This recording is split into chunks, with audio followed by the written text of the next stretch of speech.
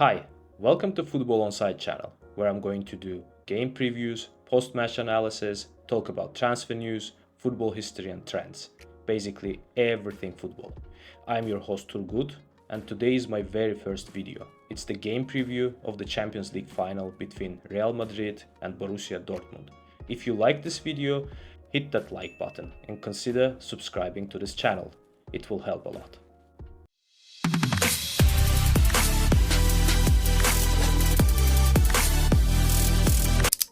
So let's get right into it. First, a little bit of history between these two storied teams. Predictably, Real Madrid has an edge here, but the matchup between the two has not been as one-sided as one may expect. The last time these two teams met in the Champions League knockout stage was in the quarterfinals of 2014, when Los Merengues narrowly edged Jurgen Klopp-led Dortmund 3-2 on aggregate on the way to La Decima, its 10th Champions League victory. Now let's look at the predicted first 11s of both teams. Real Madrid is going to line up a 4-4-2 with Vini and Rodrigo up front and Jude Bellingham right behind them as a false 9 / number 10 / a box crasher. Tchouaméni's injury largely puts to bed any doubts about the midfielders and defenders that Ancelotti is going to trust in the final. It looks like Tchouaméni will at best start on the bench, and Eduardo Camavinga will play instead of him as a defensive midfielder, so he'll play next to Toni Kroos and Fede Valverde in midfield. In the past few months, Tchouaméni has also played as a central back, even though it's not his natural position. He has played instead of captain Nacho, who has not had the best of seasons, but the good news for Real Madrid fans is that in recent months he's been much better and he's done really well next to Antonio Rudiger against Manchester City and Bayern Munich. So these two are going to be Madrid's centre backs, and Ferland Mendy is going to be a left back, and Dani Carvajal, as we expect, is going to be a right back. Eder Militao, who just returned from ACL injury, may have been another option, but his recent games in La Liga has been quite shaky, so I don't think that Ancelotti is going to start him instead of Nacho. What about the goalie situation? Andriy Lunin, who started the season as the third choice goalkeeper for Real Madrid, has been a revelation for them, no less. He's been great both in the Champions League and in La Liga. He's one of the reasons why Madrid has done so well in the absence of Thibaut Courtois. He has been exceptional against Leipzig in the second round. He's won the penalty shootout against Manchester City and in general has made several highlight reel saves and has performed really well. But Thibaut Courtois is back now. And Courtois is Courtois. He's arguably been the best goalkeeper in the world in the past 3 or 4 seasons. And now he's started 4 games in La Liga and has kept clean sheets in all of them. Lunin started 1 game recently against Villarreal and conceded 4 goals. None of them were his mistakes, but the writing seems to be on the wall. It looks like Ancelotti is going to go for a pragmatic decision of starting Courtois instead of a sentimental decision to start Lunin. Now let's look at the expected first 11 of Borussia Dortmund in the final. They've been basically stuck in the 5th place in Bundesliga, so they've been rotating quite a bit in recent weeks. But I expect Edin Terzic to start the same 11 that won him the second leg against Atletico in the quarters and then against PSG in the semi-finals. Karim Adeyemi and Jadon Sancho are going to threaten Madrid from the wings. Niklas Füllkrug is going to play up the middle in attack, offering a classic number 9 box presence. Behind them, Julian Brandt is going to have a free license to roam the attacking third and look for openings. Behind them, Marcel Sabitzer and Emre Can will be basically tasked with ball progression and defensive solidity. In defense, Mats Hummels, evergreen, who has had a fantastic Champions League campaign, is going to lead the line and be paired with Nico Schlotterbeck in central defense, with Ryerson and Madsen playing as fullbacks. Okay, so don't expect any major surprises in the first 11s. But how are these teams actually going to play each other in the final? I think in a nutshell, the game is going to be quite similar to what we saw in the second legs of the semi-finals. Madrid is going to have the majority of the ball, while Dortmund is going to sit in the low block or mid block, waiting for opportunities to quickly progress the ball to its fast-paced wingers. But let's try to take a step back and then analyze the game by its faces for both teams. In terms of Madrid's build-up play, by now it's not a secret. After all, it's been the case for almost a decade. Toni Kroos, who else? Toni Kroos is going to drop deep, he's going to get the ball from his central defenders and then dictate the pace and direction of Madrid's attacks. More often than not, he's going to choose the left flank. Why? Because Vinicius is there.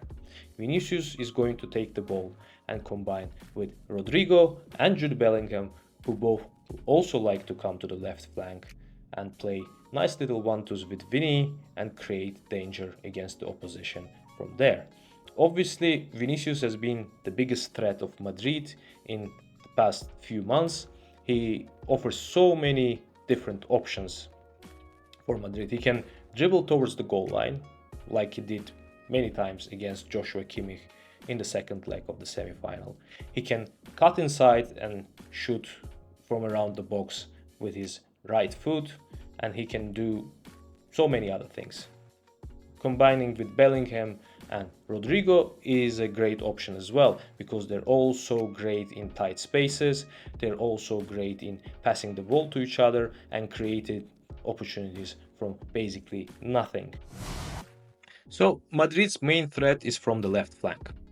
Not only the three players that I just mentioned, but few others often join to attack, to threaten from that side of the pitch as well.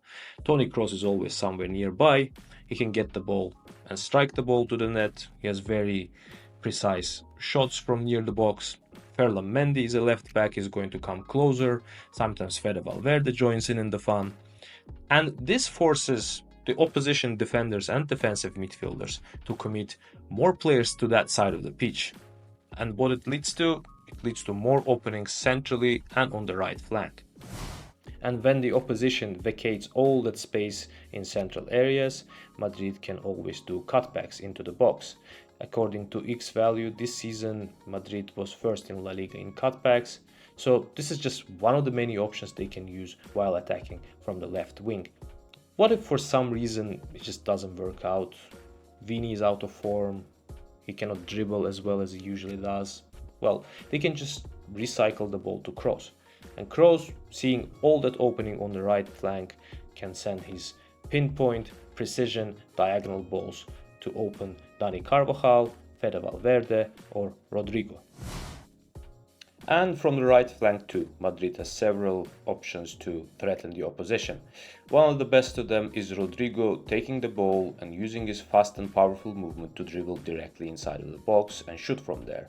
Another option is Rodrigo, Valverde and Carvajal combining through overlaps and underlaps and creating spaces to send crosses in.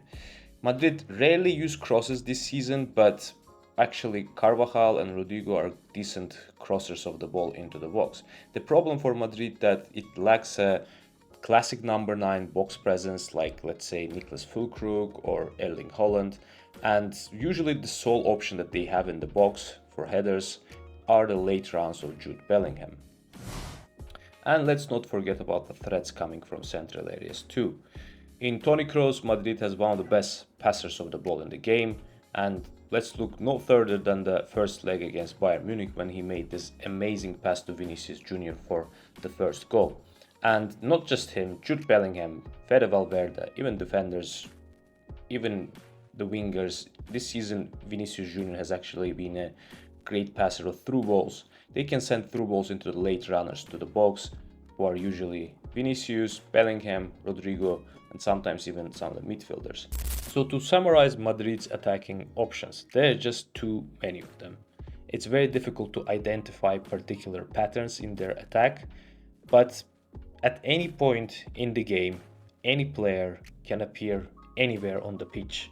The movement is very fluid. The offensive players are very skillful.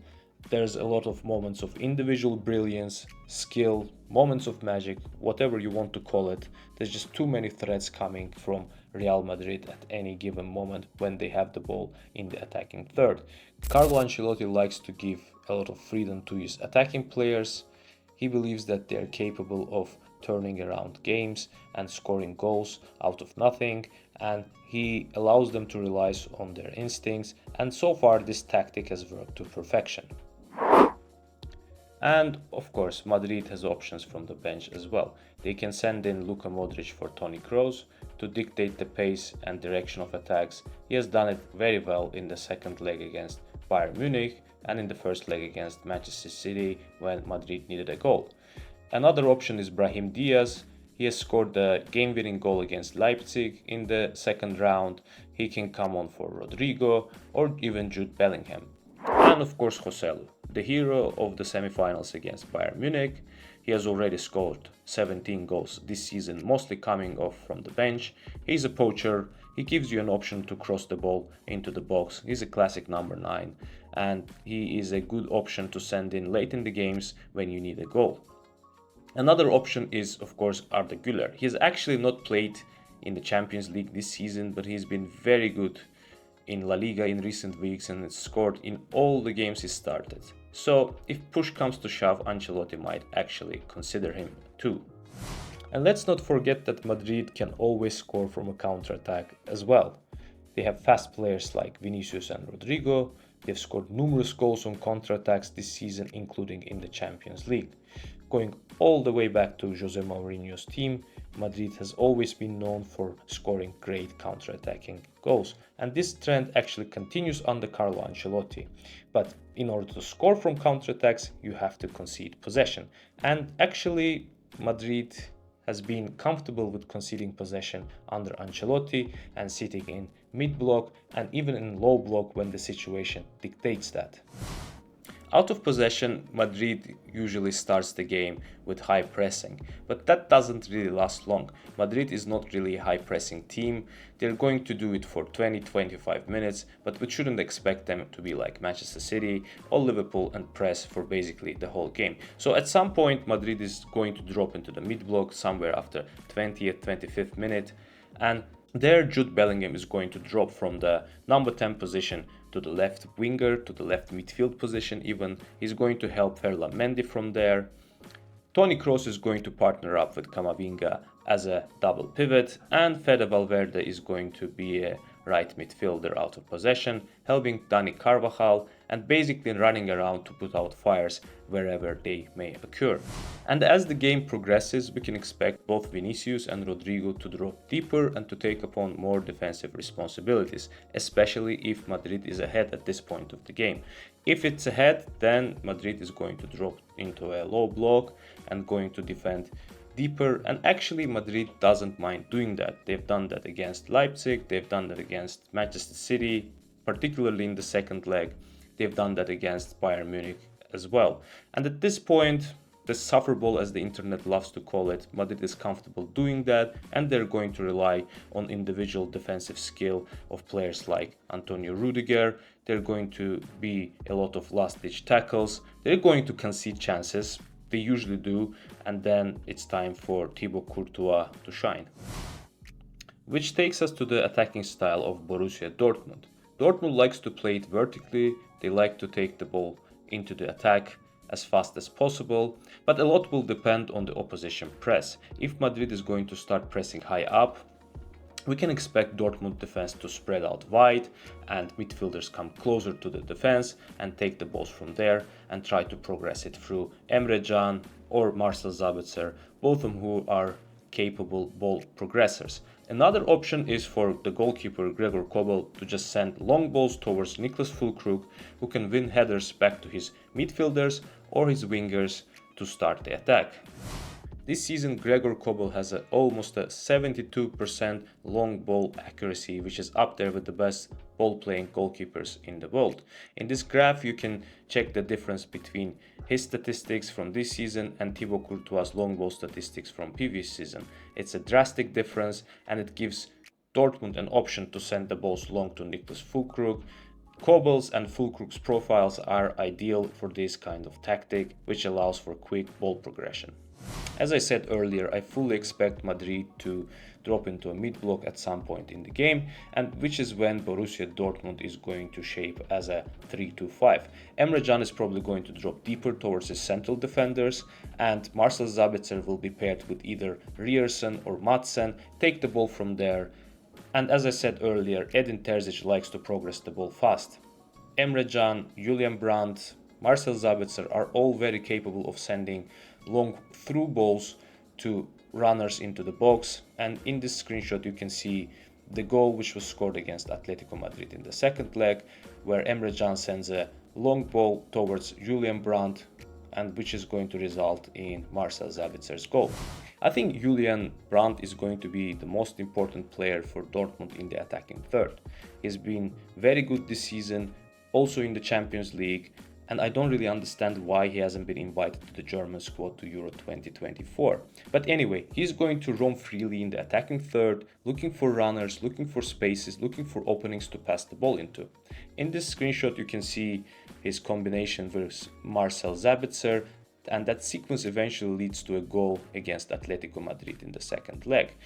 He likes to use openings in the half spaces. Sometimes they change positions with Sabitzer, so Sabitzer is going to pass to Julian Brandt, running into openings in half spaces to create high danger chances from there. But Julian Brandt also often combines with his wingers, and Dortmund's wingers are very, very dangerous too. Karim Adeyemi and Jadon Sancho are both very skillful, they're good dribblers. For instance, Jadon Sancho made a whopping 11 successful take-ons against PSG in the first leg, and he's going to threaten from there. He's going to dribble into the box to shoot, he's going to dribble towards the goal line to cross to Niklas Füllkrug, and the same can be said about Karim Adeyemi on the left, who is going to combine with Ian Madsen, who has been great since coming from Chelsea on loan in January. They're going to combine on the left. They're going to do overlaps and underlaps. They're going to create spaces for crosses, for cutbacks into the box, to Niklas Füllkrug and late runners like Marcel Sabitzer and Julian Brandt. I think out of possession, Dortmund's game is quite similar to Madrid's. They're going to press high up in the beginning of the game and at times throughout the game, but eventually I can expect them to drop to a mid block.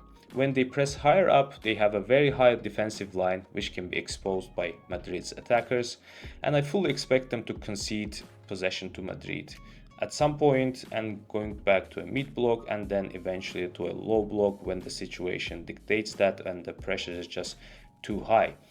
Out of possession, their midfield shape is quite conservative, let's say. Their wingers are going to help their fullbacks and midfielders, all three of them are going to drop back and try to get the ball, and Niklas Füllkrug usually helps with defending as well, but he is also an option as an outlet to win headers through long balls. Dortmund's semi-final against PSG has proven that they can be successful in a low block. Mats Hummels has been great this season, both in the semi-final against PSG and actually in the group stage as well. And he is paired with a very capable central defender, Nico Schlotterbeck. They are capable of dealing with crosses. They can make last-ditch tackles. Sure, they're going to concede chances. All the teams do in the low block. That's just a given. That's just the trade-off that you are making when you are in the low block. But all in all, I think given the firepower of PSG in attack, I think they did quite well and minimized the threat coming from the PSG. And this brings us to the key questions and I think key battles that we're going to witness in this final. Is Dortmund going to be capable of coping with Madrid's relentless attacks while they sit in the low block? Are they going to be as successful as they were against PSG, dealing with Madrid's offensive talent? We shall see. Is Ryerson and Hummels and whoever are going to help them going to be able to stop Vinny? And the other way around, is Madrid going to be able to deal with Dortmund's fast transitions and counterattacks and stop Sancho and Karim Adeyemi? I think it may sound overly simplistic, but this is where the game is going to be won or lost by either of the teams. Now onto the storylines, something fun to banter with your friends about before the game. The first storyline is very obvious, David versus the Goliath, the ultimate underdog story. Borussia Dortmund progressed through the group of death and then defeated one of the richest clubs in the world in the semi-finals.